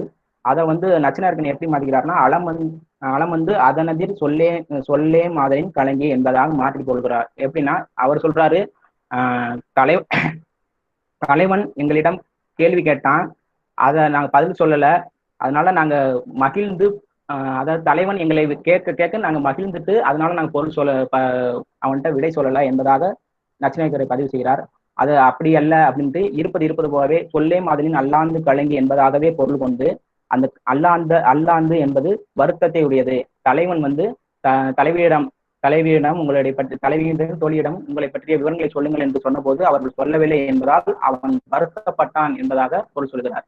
இதுல என்ன ஒன்னா, ஜெகநாதாச்சாரியார், வைமு கோபாலகிருஷ்ணமாச்சாரியார், நச்சினார்க்கினியர் இவங்க 3 பேர் மட்டும்தான் இந்த இடத்துல அல்லாந்து என்பதற்கு மகிழ்ந்து என்பதாக பொருள் சொல்கிறார்கள். மற்ற யாருமே மகிழ்ந்து என்று பொருள் சொல்லவில்லை. கோவேசு வந்து வருத்தம் என்பதாங்க பொருள் சொல்கிறார். அதற்கு காரணமாக சொல்கிறார், அலமரல் திருமரல் ஆயிரண்டும் சுழற்சி என்பதை தொல்காப்பியத்தை நூற்பாக காட்டி அலமரல் என்பதன் அடிப்படையில் பிறந்த அல்லாந்து என்பது வருத்தத்தைத்தான் குறிக்கும் என்று சொல்லுகிறார். அதற்கு காரணமாக அவர் சொல்லும்போது தலைவன் தங்களிடம் கேள்வி கேட்கும் போது அந்த சூழலை குறிஞ்சிப்பாட்டு சூழலை சொல்கிறார். நாய்கள் வேட்டை நாய்கள் திரட்டி வரும்போது எங்களை சூழ்ந்திருந்த அச்சத்தால் நாங்கள் பயத்தால் அவனுக்கு விடை சொல்லவில்லை, அதனால் அவன் வருந்தினான் என்பதாக சொல்லிட்டு தலைவியின் களவை கற்பாக்கும் முயற்சியில் செவிலியிடம் அறத்துடன் இருக்கும் தோழி நாங்கள் பதில் சொன்னோம் அவன் மகிழ்ந்தான் என்பதை விட அவன் கேட்டும் நாங்கள் பதில் சொல்லவில்லை, இருந்தும் அவன் எளியவனாகி எங்களிடம் மீண்டும் மீண்டும் அந்த விவரத்தை கேட்டான் என்று சொல்வதன் மூலம் தலைவனுடைய எளிமையும் அவனுடைய உயர் பண்பையும் குறிக்கிறார் என்பதுதான் இந்த இடத்தில் பொருத்தமாக இருக்கும் என்பதாக அவர் பதிவு செய்கிறார். அப்புறம் ஐயா ஐயா ஐயா மிக்க நன்றிங்க ஐயா. முடிச்சுக்கலாங்களா ஐயா? ஐயா உங்களுக்கு நேரம் இருக்குங்களா? நான் ஒண்ணு இது மட்டும் சொல்லிடலாங்களா கேட்கிறேன். எடுங்க ஒன்றும் பிரச்சனை இல்லை. சரி. அப்புறம் பெருமலை புலவரின் உரைப்புலப்பாட்டின் சிறப்பு நெறிகள் இதுல வந்து அருந்தொடர் ஐயா அந்த இதை மட்டும் சொல்லிடுறேன். இந்த ஒரு இது மட்டும் அடுத்தது மட்டும் நான் சின்னதா முடிச்சுக்கிறேன். சரிங்க, நீங்க கண்டினியூ பண்ணுங்க. இன்னும் 10 நிமிஷம் எடுக்கலாம், ஒன்றும் பிரச்சனை இல்லை. சரிங்க. இதுல வந்து அருந்தொடர் நயமுறைத்தல் அப்படிங்கிறது பாத்தீங்கன்னா அந்த ஒரு சொல் வந்து எப்படி எதுக்கு சொல்லியிருக்கிறாங்க, யாயும் யாராகியரோ நீயும் நானும் எவ்வளி அரிதும் அப்படிங்கிறத சொல்லும் போது உறவு என்பது உறவு பழக்கம் என்பது பெற்றோர்களால வரலாம், இல்ல பழக்கத்தால வரலாம், இல்ல பார்ப்பதனால வரலாம், இல்ல கேட்டு பழகிறதுனால வரலாம். இது எந்த வகையிலும் இல்லாததுனால யாயும் எவ்வளி அரிதும் என்பதாக அவர் பதிவு செய்கிறார் என்று அந்த ஒரு சொல்லுக்கு அருந்தொடர் நயமுறைத்தல் செய்வதை காண முடிகிறது. ஆய்வு நெறியை புலப்படுத்தல்ங்கிறது வந்து பட்டினப்பாலை பாட்டுடை தலைவன் வந்து குளமுற்றத்து துங்கிய கிள்ளி வளவன் தான் அப்படிங்கிறது ராகவையாருடைய கருத்து. அது வந்து அப்படி இல்லை. ஏன்னா அவனை பற்றிய பாடல் பாடிய 9 பேர்ல ஒருத்தர் கூட அந்த 18 பாடல்களில் அவன் திருமாவளவன் தான் என்பதாக பதிவு செய்யவில்லை என்பதாக எடுத்து சொல்லி அப்புறம் வந்து அந்த எதிரிகளை வென்ற வரலாறையும் அந்த 9 பேரும் 18 பாடல்களில் எந்த ஒரு இடத்திலும் பதிவு செய்யவில்லை என்று குறிப்பிடுகிறார். அது போக ராகவையங்கர் வந்து நெடுமாவளவன் என்று ஐயூர் முறவனார் பாடிய பாடலில் வருகிற நெடுமாவளவன் என்ற ஒரு சொல்லை வைத்து இவன் திருமாவளவன் என்று கூறுவதை மறுத்துட்டு நெடுமாவளவன் என்பது வேறு திருமாவளவன் என்பது வேறு என்பது போல அதை எப்படி சொல்கிறாரா, நெடுநகர் திருநகர் என்பது போல வேறுபடுத்தி காட்டு, அதே போல் நெடுங்கிள்ளி நலங்கிள்ளி என்பதாக சொல்வதை வேறுபடுத்தி காட்டுவது போலதான் இந்த திருமாவளவனிலிருந்து வேறுபட்டவன் தான் நெடுமாவளவன் என்பதாகத்தான் அந்த பொருள் கொள்ள வேண்டும் என்று சொல்லி அதற்கான பாட்டுடை தலைவன் அவன் இல்லை கரிகால் பெருவளத்தான் தான் என்பதாக அவர் புலப்படுத்துகிறார். அது மாதிரி இயைபு இயம்பல்னா ஒரு 10 பாட்டு அந்த இதெல்லாம் பார்த்தீங்கன்னா மிக நீண்ட நெடிய அடிகளை உடையதா இருக்கும். இப்போ 101வது வரியில இருந்து 114வது வரைக்கும்னா இந்த இடைப்பட்ட வரிகளுக்குரிய பொருளை மிக சுருக்கமாக செய்து இந்த வரியில இருந்து இந்த வரைக்கும் இதுதான் பொருள் அப்படின்னு கொஞ்சம் சுருக்கமா சொல்றது, அதுதான் இயைபு இயம்பல். பயனும் மெய்ப்பாடுனா இந்த பயன் வந்து என்னது, அறத்தோடு நிற்றல், மெய்ப்பாடு என்னது, பெருமிதம், அந்த மாதிரி சொல்றது. அப்புறம் இலக்கண குறிப்புறுத்தல் நமக்கு தெரியும், எந்த இலக்கண குறிப்புறுத்தல் பத்தி நான் விளக்கம் சொல்ல வேண்டியதில்லை. அப்ப கருத்துரைத்தல் அப்படின்னா என்னன்னா, இப்ப 599 முயிர் மூசு குடம்பைன்னு ஒரு சொல்லு வருது. அதை விளக்கும் போது என்ன சொல்றாருன்னா, இப்ப அந்த முயிர் மூசு குடம்புங்கிறது வந்து அந்த எறும்பு புற்று, அந்த எறும்பு புற்றுல கை வச்சா எப்படி நிறைய எறும்புகள் தன்னை அந்த மொய்க்குமோ அது மாதிரி தலைவன் பரத்தையிடம் சென்று வந்ததை நினைக்கும் போதே தலைவிக்கு பல வருத்தங்கள் மொய்க்கின்றன என்பதாக சொல்வதுதான் இதனுடைய நோக்கம் என்று கருத்து வைக்கிறார். அப்புறம் நினைவுறுத்தல்ங்கிறது ஒரு இது என்னன்னு முல்லைப்பாட்டுல மாத்திரல் அருவி கார்காலம், மாத்திரல் அருவின்னு ஒரு சொல்லு இருக்கு. அந்த மாத்திரல் அருவின்னு ஏன் சொன்னா அப்படின்னு கேட்டா, மாத்திரல் அருவி அப்படிங்கிறது கார்காலத்தை நினைவுறுத்துவதற்கு பயன்படுத்தப்பட்ட சொல் என்பதாக அவர் பதிவு செய்கிறார். அப்புறம் பெறப்பட்டவை குரல் அப்படிங்கிறது பாத்தீங்கன்னா முல்லைப்பாட்டுல சொல்றாரு, பிடிக்கணம் மறந்த வேளம் என்ற சொல்லை விளக்கம் சொல்லும்போது பெண் யானையை ஒழித்து ஆண் யானையாகிய களிறு என்பதை குறிப்பதற்காக இந்த பிடிக்கணம் மறந்த வேளம் என்ற சொல் பயன்படுத்தப்பட்டதாக சொல்கிறார். அப்புறம் இந்த குறிப்பு மொழின்னா என்னன்னா, இப்ப கம் என்றது அமைதி குறிப்பு, சான்றோர் என்பது இகழ்ச்சி குறிப்பு, இந்த மாதிரி ஒவ்வொரு சொல்லுக்கும் என்னென்ன குறிப்பு அப்படிங்கிற மாதிரி சொல்லுவாரு. இப்போ அபாய் நிலையும் விதப்பு கிளையும், இது இந்த முக்கியமானது வந்து உரையாசிரியர்கள் வந்து இந்த அபாய் நிலையும் விதப்பு கிளையும் இதை வந்து நம்ம பரிமேலழகர் உரையில மிக அதிகமாக காண முடியும். அது என்னன்னா, இப்ப கெடுப்பதும் கெட்டாருக்கு சார்வாய் மற்றாங்க எடுப்பதும் எல்லாம் மழை. இப்ப அந்த அவாய் நிலை முதல்ல சொல்லிடுறேன். அவாய் நிலைங்கிறது வந்து பொருள் தெளிவுக்காக ஏதேனும் ஒரு சொல்லை வருவித்து பொருள் சொல்வது. அதுதான் இப்ப இந்த கெடுப்பதும் கெட்டாருக்கு சார்வாயும் மற்றாங்க எடுப்பதும் எல்லாம் மழை அப்படிங்கிறத எல்லாம் வல்லது மழை என்பது வல்லது என்பது அவாய் நிலையான் வருவிக்கப்பட்டது என்று எழுதுவார் பரிமேலழகர். அதே அடிப்படையில வச்சுக்கிட்டான் இவர் இப்ப பரிபாடல்ல சொல்றாரு, வையையில் புது வெள்ளம் வரும்போது புகை முதலியவற்றை ஏந்தி தம் காதலரை அணி கூட்டம் செய்தனர் என்பதும் போது மகளிர் என்ற சொல் அவாய் நிலையான் வருவிக்கப்பட்டது என்பதாக எழுதுகிறார். அதே மாதிரி விதப்பு கிளவி என்பது வந்து ஒரு செயல்ல பாத்தீங்கன்னா ஒரு சொல் தேவையில்லாத மாதிரி இருக்கும். ஆனா ஏதேனும் ஒரு காரணம் பற்றி தான் அந்த சொல் பயன்பட்டிருக்கும். அதுக்கு எப்படின்னா, இன்சொலால் ஈரமழை படிலவாய் செம்பொருள் கண்டார் வாய்ச்சொல். கண்டார் சொல் அப்படின்னு சொன்னாவே போதுமே. கண்டார் வாய்ச்சொல்னு ஏன் சொன்னீங்க அப்படின்னா, அது தீய பயத்தன அல்லாது, அதாவது தீய சொற்களை பேசாது என்பதை வலியுறுத்துறதுக்காக கண்டார் வாய்ச்சொல் என்று போட்டார். வாய்மை மட்டுமே பேசும், தீய சொற்களை பேசாது என்பதாக வலியுறுத்துவதற்காகவே அந்த விதப்பு கிளவி அந்த வாய் என்ற சொல் உருவாக்கப்பட்டது என்பதாக சொல்வார். அதே அடியொற்றிதான் இவர் குறுந்தொகை நற்றினை 37ல குவளை நீர் சூழ் மாமலர். குவளை மலர்ன்னு சொன்னாவே போதுமே, குவளை நீர் சூழ் மாமலர்னு ஏன் தலைவியோட கண்ணை சொன்னாங்கன்னா, தலைவன் பிரிவால் அவள் அழுது கொண்டே இருக்கிறாள் என்பதை வலியுறுத்துவதற்காக குவளை நீர் சூழ் மாமலர் என்று சொன்னதாக அவர் பதிவு செய்கிறார். அது மாதிரி குறிப்பால் அமைந்த பொருள் குறுந்தொகையில வந்து 141ல நடுநாள் வருதின்னு ஒரு சொல்ல எடுத்துக்கிட்டு அதுக்கு விளக்கம் எழுதும் போது சொல்றாரு, நடுநாள் வருதி என்று ஏன் சொன்னான்னா, நீ நடுநிசையில இரவு நேரத்துல வரும்போது புலி முதலிய விலங்கினங்களால் உனக்கு ஆபத்து ஏற்படும் என்பதாக நினைந்து நான் வருந்துகிறேன் என்பதை குறிப்பால் உணர்த்துவதற்காக நடுநாள் வருதி என்பதாக சொல்லுகிறார். அது மாதிரி தொகை விரிவு வந்து ஒண்ணு இல்லை, அந்த முத்தமிழ்ங்கிறது 3 தமிழ் இயல் இசை நாடகம் சொல்லுவாங்க அந்த மாதிரி.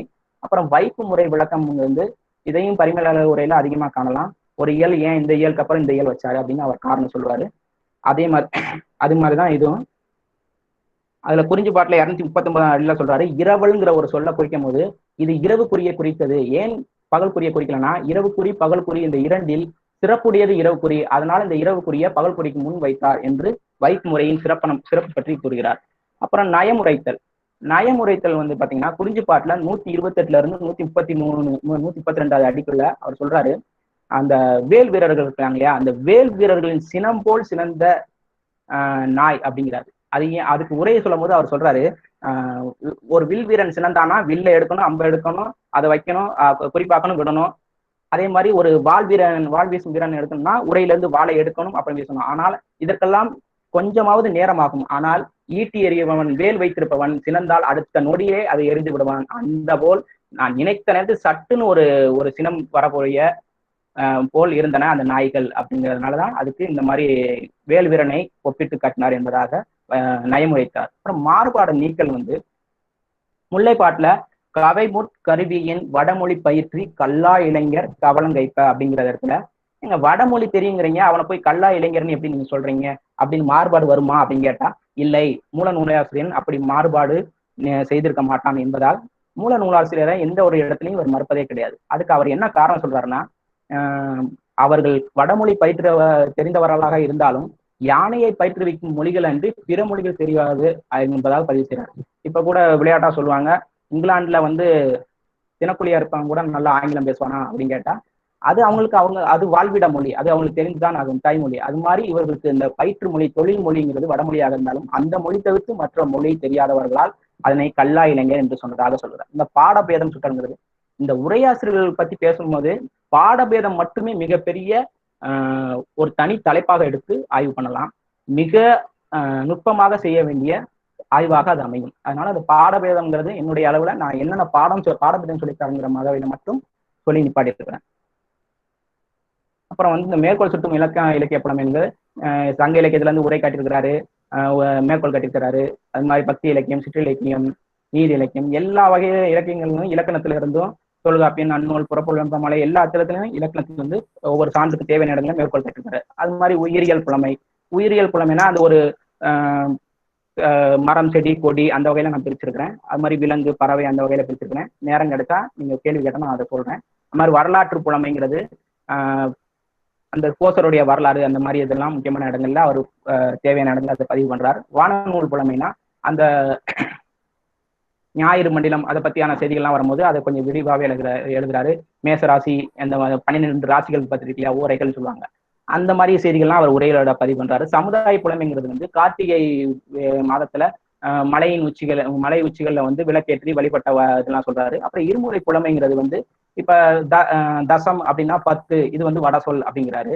அது மாதிரி நேமி அப்படின்னா சக்கரம் அப்படிங்கிறது வடசொல் அப்படிங்கிற மாதிரி சொல்றாரு. இந்த மாதிரி சொல்லிட்டு போறாரு. அது மாதிரி பெருமலை புலவர் உள்ளுரை இறைச்சி, இந்த உள்ளுரை இறைச்சிக்கு மட்டும் தனியா ஒரு மிகப்பெரிய, அதாவது கடினமான, எப்படி பாடபேதம் மிக மிக கடினமான மிக தேவையான ஒரு ஆய்வோ, அது மாதிரி உள்ளுரை இறைச்சி என்பது மட்டுமே தனி ஆய்வாக மேற்கொள்ளலாம். மிக மிக மெனக்கடனும் ரொம்ப கடினமான நுட்பமான செய்தி.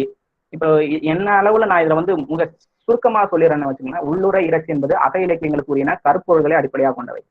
பாட்டின் உள்ளே உட்பொருளா இருந்து பொருள் தரும் எது? உள்ளுரை.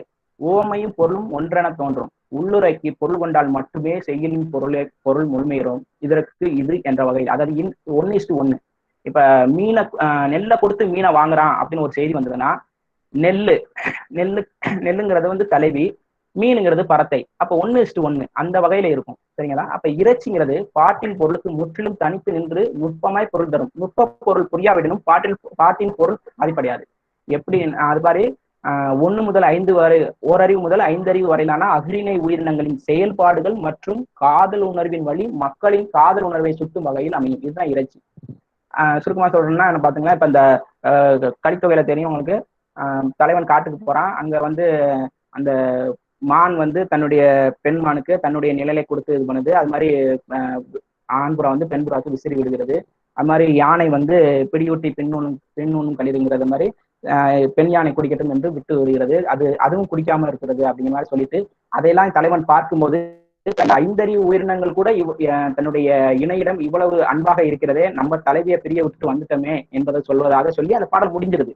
இது வேற ஒரு நோக்கம் சொல்லனாலும் இந்த பாடலோட பொருள் முழுமையடைந்தது. ஆனால் இதை வச்சு அவன் என்ன சொல்ல வரான்னா, இந்த அஃறிணை உயிர்களை இல்லாட்டினா இந்த 5 அறிவு வகையான உயிரினங்களின் காதல் உணர்வை சொல்லி, இந்த காதல் உணர்வின் வழி மக்களுடைய காதல் உணர்வை வெளிக்காட்டும் வகையில் இருப்பதால் இது இறைச்சி என்பதாக இருக்குது. பெருமலை புலவரை பொறுத்தளவுல உள்ளுரை இறைச்சி சுட்டுவதில் சில இடங்கள்ல அவர் வந்து தெளிவா சொன்னாலும், சில இடங்கள்ல அவர் நெருடல் இருக்கு, இடர்பாடு இருக்குது. சில இடங்கள்ல இது குறிப்புன்னு மட்டும் சொல்றாரு. குறிப்புன்னா உள்ளுரையா இறைச்சின்னு சொல்லல, சில இடங்கள்ல குறிப்புன்னு சொல்லி மட்டும் நிப்பாட்டிறாரு. அந்த மாதிரி இடங்களையும் நான் என்னுடைய ஆய்வுல சொல்லியிருக்கிறேன். வாய்ப்பு தந்த அனைத்து நல்லுணங்களுக்கும் நன்றி. இது தொடர்பாக என்னுடைய கேள்வி நேரத்துல என்னுடைய கேள்வி கேட்டா அது தொடர்பாக நான் விடை சொல்ல ஆயத்தமாக இருக்கிறேன். நன்றி அனைத்து நண்பர்களுக்கும். மிக்க நன்றி ஐயா. சிறப்பானது ஒரு உரை. குறித்த நேரத்துக்குள் உரைகளை பற்றி இவ்வளவு சுருக்கமாக உரைகளினுடைய தோற்றம், உரைகளினுடைய பயன், உரையினுடைய அந்த படி வளர்ச்சி, இந்த மாதிரியான செய்திகளோட சாதாரணமான செய்திகள் தொடங்கி ஓவியனுடைய முழுமையான ஒரு உரையினுடைய சார அம்சத்தை நீங்க மிக சுருக்கமாக சொன்னாலும் கூட எல்லா விதமான செய்திகளையும் கோடிட்டு காட்டி இருக்கிறீர்கள். எங்களுடைய மாணவர்களுக்கு அது நிச்சயமாக பயன் தரக்கூடியதாக இருக்கும். மாணவர்கள் ஏதாவது ஐயாவுடைய இந்த உரை தொடர்பாக ஏதாவது கேள்விகள் இருந்தால் கேட்கலாம். இல்லை என்றால் உங்களுக்கு ஏற்கனவே உரைகள் தொடர்பாக நீங்கள் படித்த செய்திகளின் அடிப்படையில் ஏதாவது ஐயங்கள் இருப்பின் உரை தொடர்பான செய்திகளை ஐயாவிடம் கேட்டு அதற்கான விளக்கங்களை பெறலாம். ஒரு 10 நிமிடங்கள் எடுத்துக்கொள்ளலாம்னு நினைக்கிறேன். ஏன்னா மாணவர்களுக்கு வகுப்பு அவங்க கவனிக்கிறதுனால அதனால ஒரு 10 நிமிஷத்துக்குள்ள முடிச்சு மாணவர்கள் கேட்கலாம். குறிப்பா அந்த முதுகலை மாணவர்கள் இப்போ அந்த ஆய்வு நெறிமுறைகள் அப்படின்னு ஒரு பாடத்தை படிக்கிறாங்க, உரையாசிரியர் அப்படிங்கிற அந்த பாடத்தையும் படிக்கிறாங்க. 2 பாடத்தையும் படிக்கிறதுனால அவங்க கிட்ட இருந்து நிறைய நான் கேள்விகள் எதிர்பார்க்கிறேன். கண்டிப்பா அந்த ஐயா சொன்ன மாதிரி அந்த நீங்க உரை தொடர்பா எடுக்கலாம்னு நினைச்சிருந்தாலோ, இல்ல அந்த உரையை பத்தி படிக்கும் போது என்ன இடர்பாடு இருக்கின்றதோ அதை வந்து நீங்க கேட்கலாம்.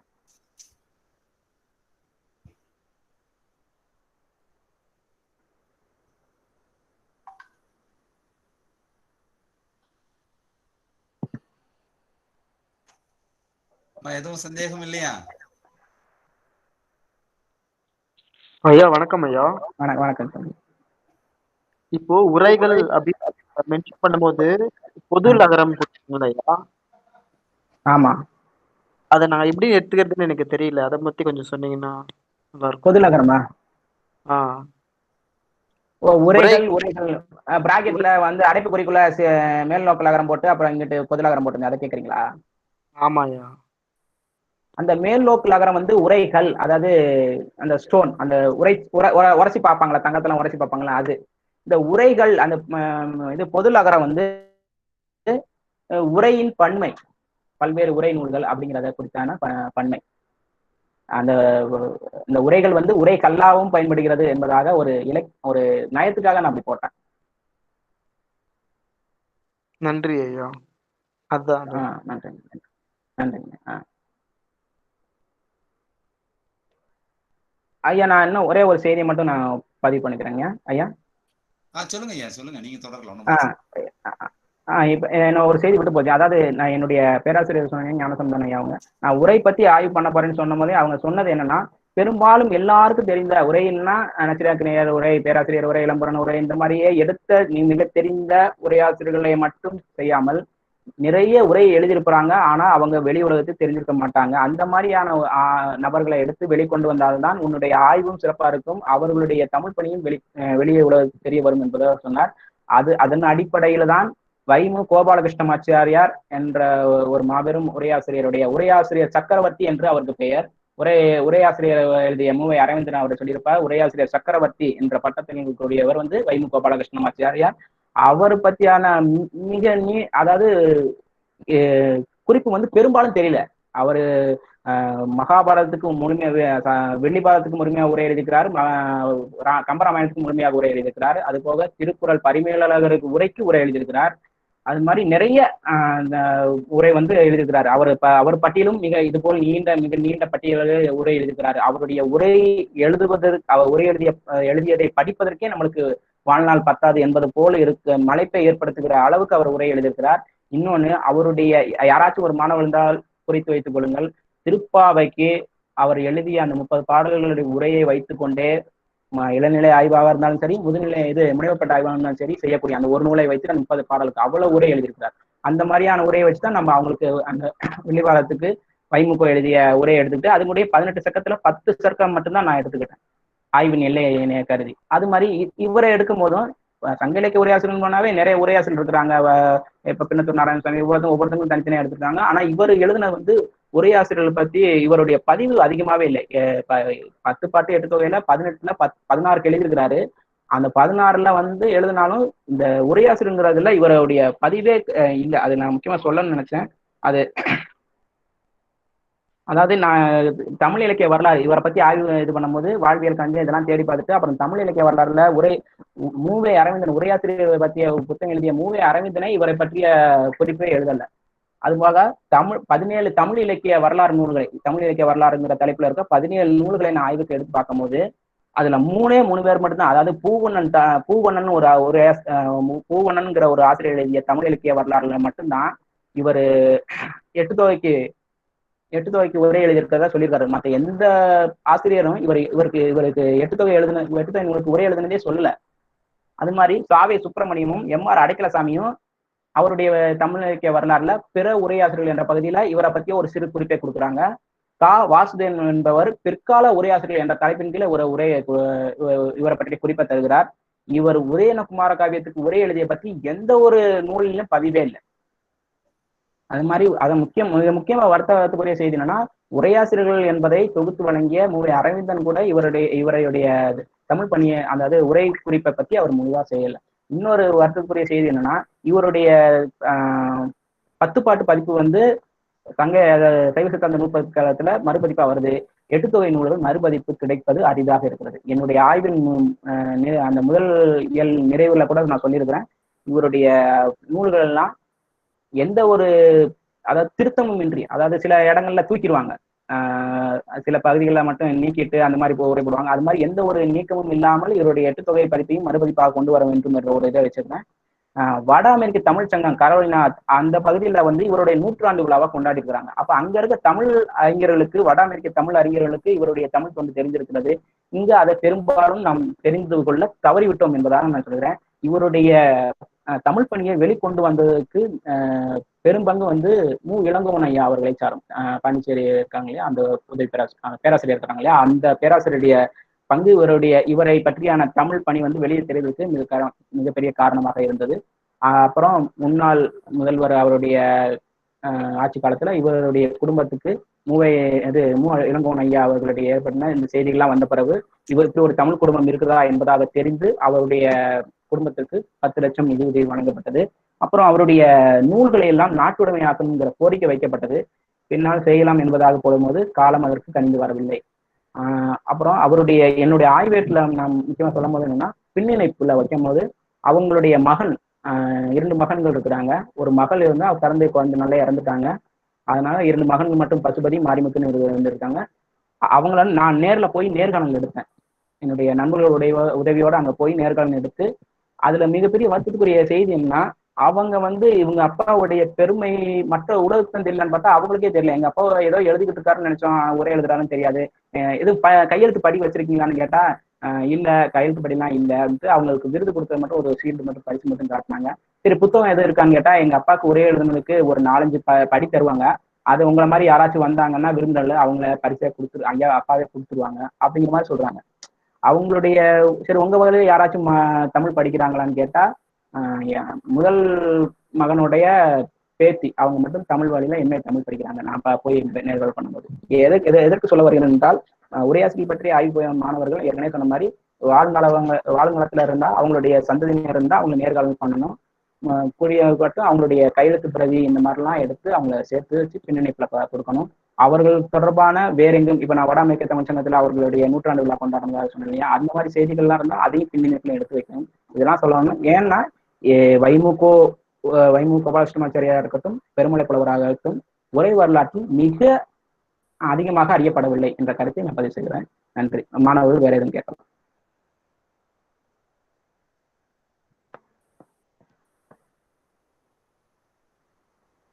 வேறு எதுவும் கேள்விகள் இல்லை என்றால் நன்றி உரையை சொல்லிடலாம். பூவிழி நன்றி உரை சொல்லிடுங்க, முடிச்சிடலாம்.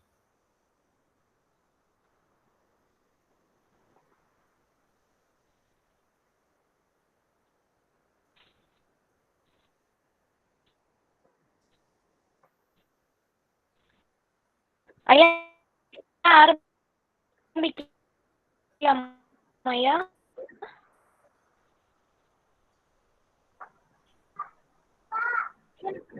ஐயா நான் பேசுறது கேக்குதா? பூவிழி கேக்குது, சொல்லுங்க, பேசுங்க.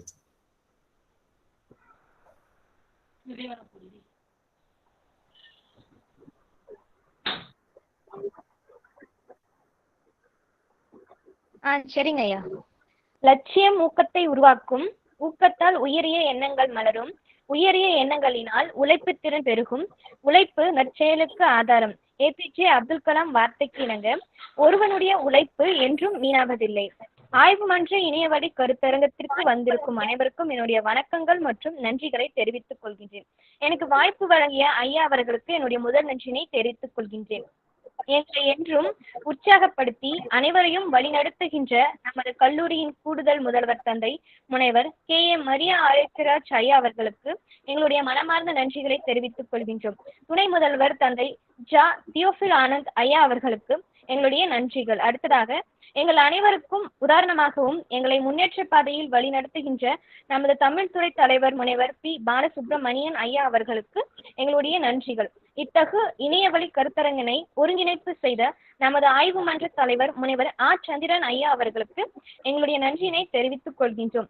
எங்களின் அழைப்பினை ஏற்று இக்கருத்தரங்கம் சிறப்பாக நடந்ததற்கு காரணமாக இருந்த முனைவர் கார்த்திக் ஐயா அவர்களுக்கு நன்றிகள் பல. சிறப்பானதொரு அறிமுக உரையினை ஆற்றிய தோழர் மு ஜெயசூர்யா ஐயா அவர்களுக்கு நன்றிகள் பல.